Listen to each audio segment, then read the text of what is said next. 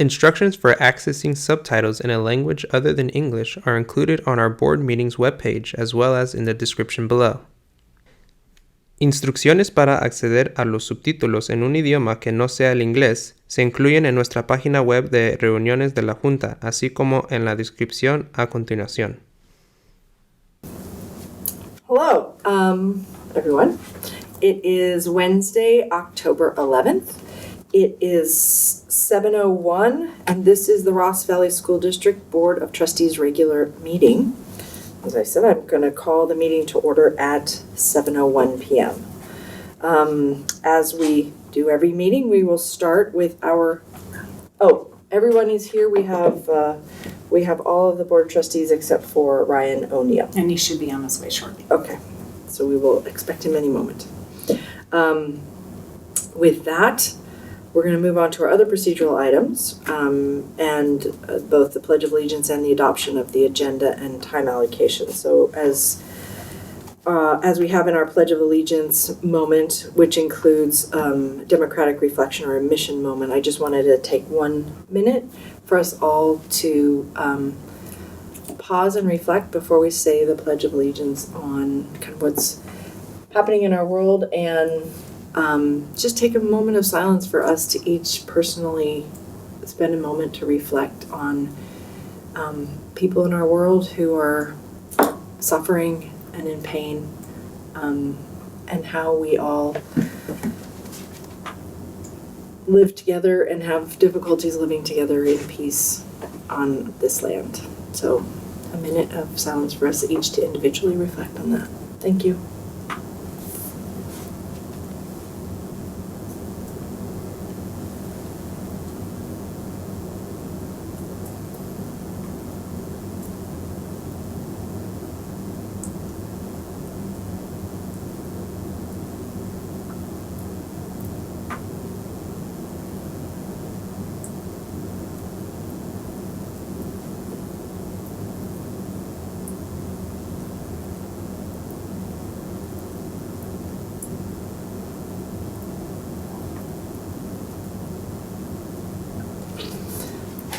All right, and if you would join me in kneeling and say our Pledge of Allegiance. I pledge allegiance to the flag of the United States of America and to the republic for which it stands, one nation, under God, indivisible, with liberty and justice for all. Thank you. Now we will adopt our agenda and the time allocations therein. Does anybody have any questions about our agenda or want to make any amendments to anything on the agenda? All right, I'm seeing none. No public either. And there's, yes, we at the moment do not have any public, so for our listening audience, we don't have any public here today. Thanks for reminding me. I'll try and continue to reflect on that as we have anyone who might say anything. If not, then we can go ahead and entertain a motion to adopt the agenda. I'll move that we adopt the agenda and time allocations. I will second. Motion and a second, Rachel. Aye. Chris. Aye. Daniel. Aye. Shelley, aye. All right, so we have our agenda. Next one is public comment regarding items that are not on the agenda, and we don't have anyone here in the audience to make any public comments. And as always, our correspondence and communications to the board is included in our agenda packet for this evening. We will now move on to our presentation and or action items, of which we have one this evening, which is a public hearing and recommended adoption of Resolution 042324 on the matter of sufficiency of instructional materials. This is an annual process that we go through. So this is actually technically a public hearing on this agenda item, so we have a specific public hearing information that I will read. Education Code 60119 establishes steps and procedures to ensure the availability of textbooks and instructional materials. Accordingly, the government board of a school district shall hold a public hearing or hearings at which the governing board shall encourage participation by parents, teachers, members of the community, and bargaining unit leaders interested in the affairs of the school district, and shall make a determination through a resolution as to whether each pupil in each school in the school district has or will have, prior to the end of the fiscal year, sufficient textbooks or instructional materials, or both, that are aligned to the state Common Core standards and are consistent with curriculum frameworks adopted by the California State Board of Education in mathematics, science, history, social science, English language arts, and, as applicable, in health and foreign language. Now I call the public hearing open. So our public hearing is now open for public comment, but we don't have anyone here in the audience who is going to make any public comments. So the public hearing is now closed. And I will bring it back to the board, as we do after public comment, to see if there is any further discussion or conversation about this item. I think this is pretty straightforward. Yep, very straightforward. So if there are not any other conversations around whether we have the sufficient textbooks, we can entertain a motion on the resolution 042324. I move that we adopt resolution 042324. I'll second it. All right, we have a motion and a second. Rachel? Aye. Daniel? Aye. Chris? Aye. Shelley? Aye. We have our sufficiency resolution adopted in a public hearing, and we can move on to our next agenda item, which is consent actions. We have 8 consent actions for this evening. Is there anyone who has a question or needs further discussion or clarifications on any of those consent actions? We did not have any. Nope. If not, we can entertain a motion to approve. I'll motion to approve the consent actions. Okay, I will second. Motion and a second. Daniel? Aye. Chris? Aye. Shelley? Aye. Rachel? Aye.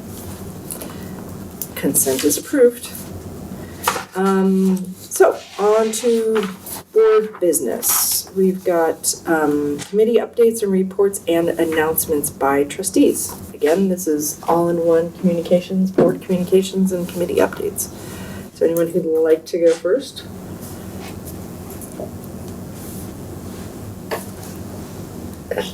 Give you a moment here to think about what I know I did something wrong. I went on a field trip today with Brookside first grade students in Muir Woods, and it was the people from WildCare were there giving the tours with the students, and they were exceptional. And I think they were at Brookside recently, WildCare, when Chris was there on campus. for a different, like a, not a field trip, but a assembly time? Yeah, they did some type of like bring in their creatures to class. Mm-hmm. I don't know which grades then, but yeah, this was great. First grade. We had 9 students total because it's a split kindergarten and first grade class in my daughter's home. They had a great time. It was beautiful. Right after a little bit of rain yesterday. Field trips are fun. Awesome. It's a privilege to be able to go on them. I think the last time I was here, my son was at Walker Creek, and so we had the post-Walker Creek experience, which is the debrief. He gave a presentation to the family of all the pictures and the events that happened. And I will say that it was, even through the eyes of a 10-year-old who has truncated verbiage, it was quite touching to see the experience that these kids had, staying overnight. It's a well-run program, and I was quite impressed with it. And a lot of the kids that I spoke to afterwards reflected upon the joy they had in having that experience. And I think it's a great program that I hope continues, for years to come, for that age group. It's great. Yeah. So I went to the White Hill, the family barbecue that they had on Friday, I was there last year as well for the same event, and it was probably 3 times as many people this year. It was packed, a lot of people. But everybody was like kind of hanging out. There's live music from like some RVSD family, Stonefish, I think. But it's a local band, and their families from RVSD, so it was really cool. A lot of really good food that was donated, and things we got deals from local families as well. Nice. So that was really cool. Yeah. Cool. I was on briefly, couldn't stay on the whole time for the JLAC meeting earlier this morning, which was, and the materials, and I think everybody, Marcy, do you forward those to all of us? When you, JLAC? Yeah. So that's all the legislative stuff in terms of sifting through everything that was recently signed by the governor. Ball Frost, The Ball which is Frost what group. gives the information to Yep. JLAC. Right. So that should be in everybody's inbox. There was a lot to sift through. And I think staff does an excellent job of also staying on top of it, because I noticed that like when we get budgetary updates, Chris, from you're always on top of new what the legislative stuff that's going on. So I never feel like I'm surprised. There was a focus this time on the Universal Meals Program, which I know has been in conversation both with the Marin County School Board Association, and then some of the new legislation around transportation stuff were the kind of the 2 main things that were highlighted in there as well as looking forward into the California state budget and how that is going to impact school districts and school funding. And then, I don't know if this is since the last time, I don't think I brought it up again. I feel like I'm getting older. Stop me if I'm repeating myself kind of moments. But the the Marin County School Board Association dinner, fall dinner. Did we say anything about that at our last meeting? Do you remember? Yeah, we I talked think we about did. it. Yeah, so that was a good presentation. And the library, the announcement that all of the school libraries are going to be getting Oh, a copy of that a book. copy of a history documentary around Marin City's legacy.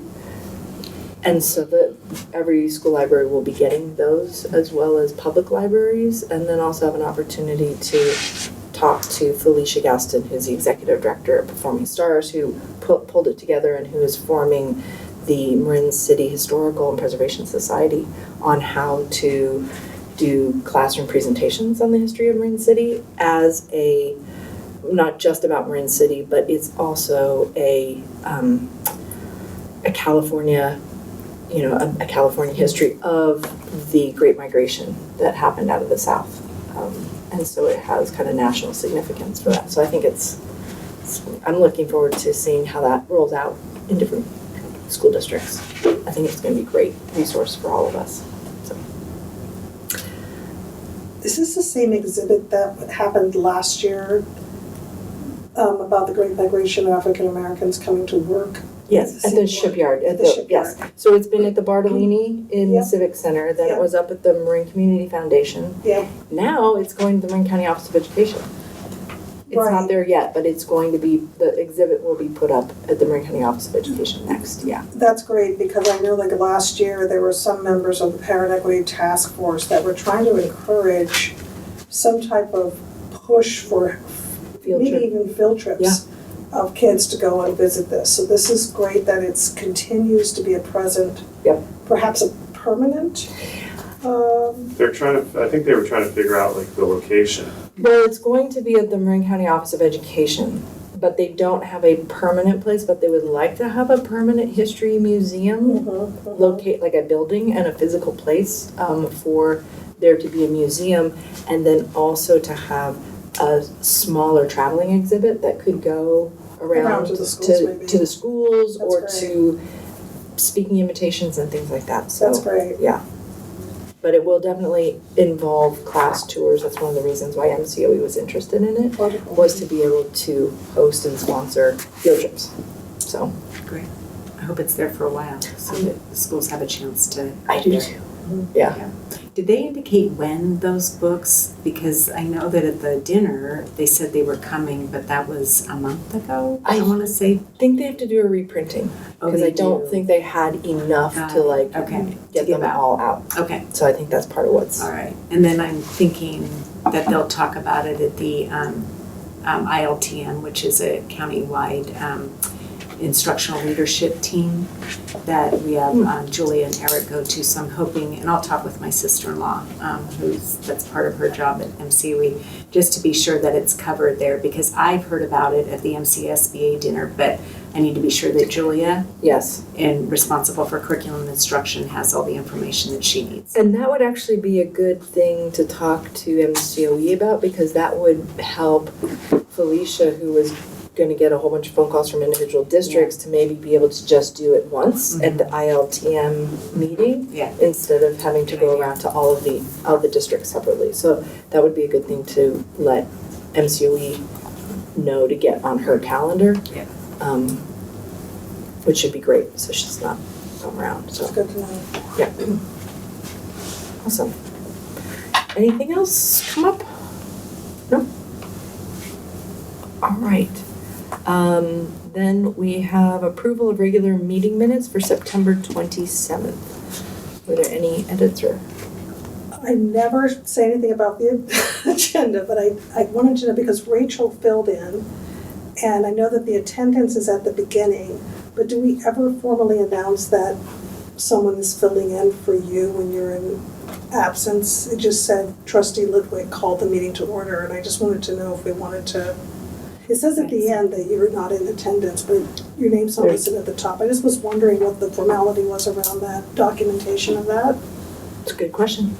Anyway, meeting called to order. Trustee Litwick called the meeting to order in Trustee Hamilton's absence. I don't know if that's something that we want to formalize, but Probably a You good, can do that. probably a good idea. Yeah. Because then if somebody's reading That's it, it makes sense as to why. yeah, why is, and- yes, and so. And maybe even to say Trustee Litwack as clerk, That makes sense. which would make sense. Like, why was Yeah, Rachel doing it just- and not just to someone sort else? of, you know, footprint Sure. that. Be So extra- you see it at the end, but you don't see it up front. Be extra clear. Yep. That was my only takeaway from reviewing this. Sure. That makes a lot of sense to me. Yep. Any other issues with that amendment? Nope. Other than that amendment, we can take a motion. Okay, I will make a motion to amend the regular board meeting minutes from September 27th, 2023. Second. So we have a motion and a second. Chris, aye. Chris? Daniel? Aye. Rachel? Aye. And then I'm abstaining because I was not there. All right.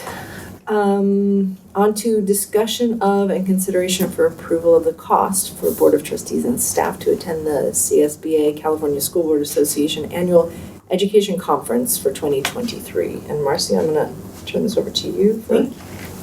Alrighty, so this year, as the research that we've done is that the CSBA Annual Educator Conference is only going to be in person this year. There's not a virtual option, and it will be at the Moscone West Center in San Francisco. And this year, the good news is, I don't know why, if it was available in other years, we just weren't able to see it. But what is available right now is to see the strands. So that was helpful, and also the types of the offerings within each of the strands. So one is equitable access to all. There's governance strategy and practice, mental health, wellness, and student safety, student and community engagement, and the promise and peril of technology. And so it does appear, and then of course there are the workshops within each of those strand areas, and then there also are some additional activities and events that trustees can participate in. So what I'd like to do tonight is just to confirm who all will be going. The dates again? Dates again are Thursday, November 30th through Saturday, September 2nd. That's the regular. What did I say? September? Sorry. It's going to be a long one. November 30th through Saturday, December 2nd. Okay. And this is because it is in San Francisco. It seems doable to drive back and forth, not to have to get accommodations there. And and then there is a pre-conference, which is on Wednesday, November 29th. And so all of you, because you have are part of the CSVA, you will have received emails with all of this information. So just wondering to confirm who is going to be able to go. And let's start with the regular part of the conference on November 30th to December 2nd. And then I'll ask about the pre, because the pre is additional cost. So what you're saying, Marcy, is that we can cherry pick our days if we can't do the full stretch, correct? You can, it doesn't give us a reduced cost, Right. But it is like, I have a conflict now for Friday, December 1st, so I would be coming after the meeting that I have in the morning. So I think if there are things that you can't make it for the full, from what my looking into all of this, the sessions are really strong and robust. Mm-hmm. That I think for any amount of time that you can go, it would be really good, and especially for all of us who can go, to be together as a governance team. And then to be able to, go through different sessions and then come back and talk about what we learned. Whether we attend some together, we all divide up and go to separate ones. Do you happen to know the timing of the day? Yeah. Yep. Oh, perfect. There's Yeah, pretty much all day, Yeah. Thursday, Friday, and then part of the day, I think, Saturday. Okay, so Wednesday is not, it says Wednesday too, there's no Wednesday. And one of the things we can do is, because part of what we need to do tonight is to determine, are we going to go? And if so, are we willing to commit the dollars, the costs are listed here for the various registration times. So that's all we need to do tonight. So if you need to check your calendars, that's okay. We'll firm that up with you after the meeting, but just wanted to be sure there's consensus that we would all like to attend, and if so, are we willing to commit district dollars for participation? I went before, and even if you can't go to the whole thing, like even if there's a day that you couldn't go, I still think it's worth it. Mm-hmm. I think I found it especially new.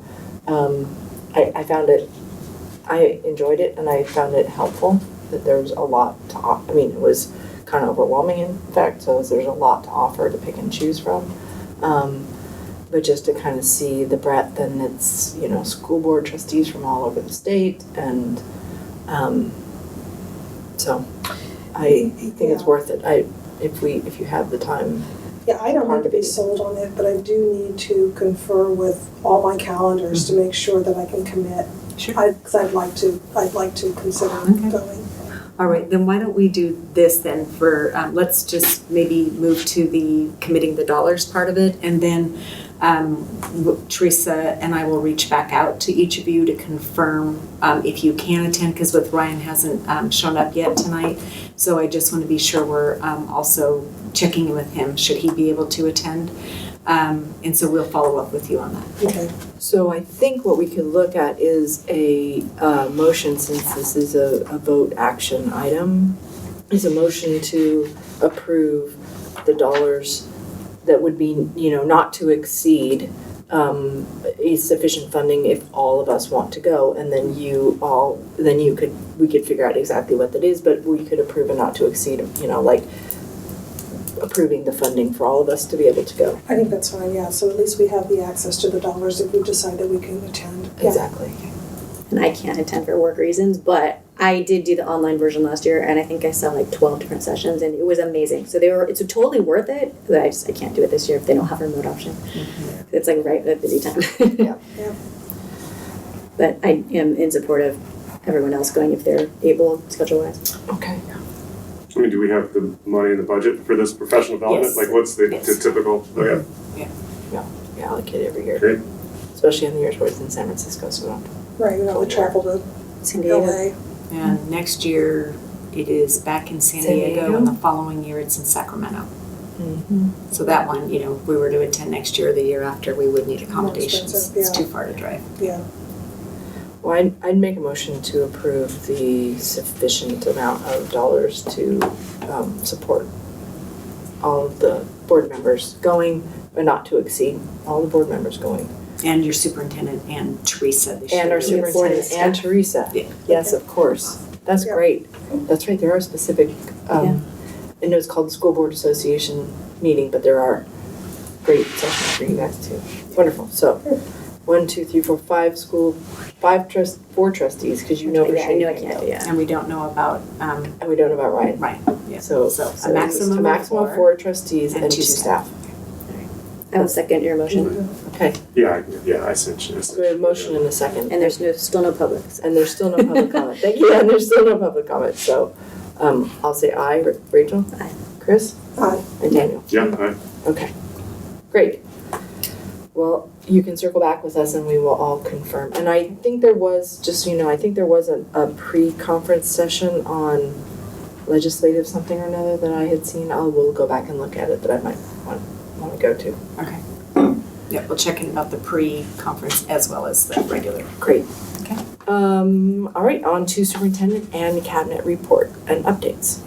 All right, well, Julia is off tonight in Stockton. There's a workshop tomorrow for the anti-bias grant that we received. So she, Mary Claire Mullen, co-principal at Whitehill, and Amanda Wagner, principal at Brookside, are attending. So that's tomorrow, but they needed to go up a day ahead of time, given the drive and getting there on time for an early start.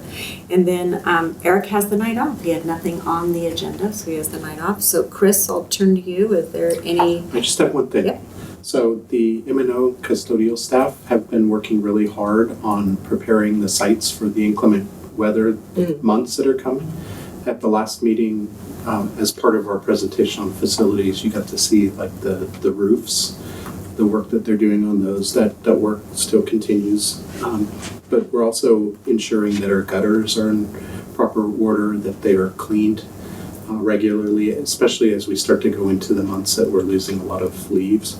And they're also making sure that our culverts and our drains are all properly cleaned out, and just in general making sure that we're good as we move forward. So they're working hard in that area. And that was it this evening. Thank you. And then in superintendent, we have an earthquake drill tomorrow with our district office staff, and with that we'll be practicing the Share 911 platform. And once we're sure that we understand completely how to use it in a drill type of situation, then we'll be having it go live. So then it will be with all staff at all sites in the district. So looking forward to that. And then we started our trustee site tours, have our next one coming up on Thursday, October 19th. We're looking forward to our first Parent Guardian Equity Task Force meeting of the year on Monday, October 23rd. And then this past Monday, we had our Certificated Professional Development Day, and our elementary certificated employees, we gathered at Hidden Valley with Glean Education for continued work in our getting deeper into our literacy work. And there was great conversation around assessment of phonics and what is the best way to do that and how to do it in such a way. So looking at different programs that we're currently using and potentially at changing some of those up. And the benefits of others, versus others. And then Whitehill, they continued their work with their power standards. And John and Mary Claire led that. So it's been a very busy start to the school year, and here we are in the middle of October. And with that, that's it for tonight. All right. Questions? Again, no public here for public comment. All right.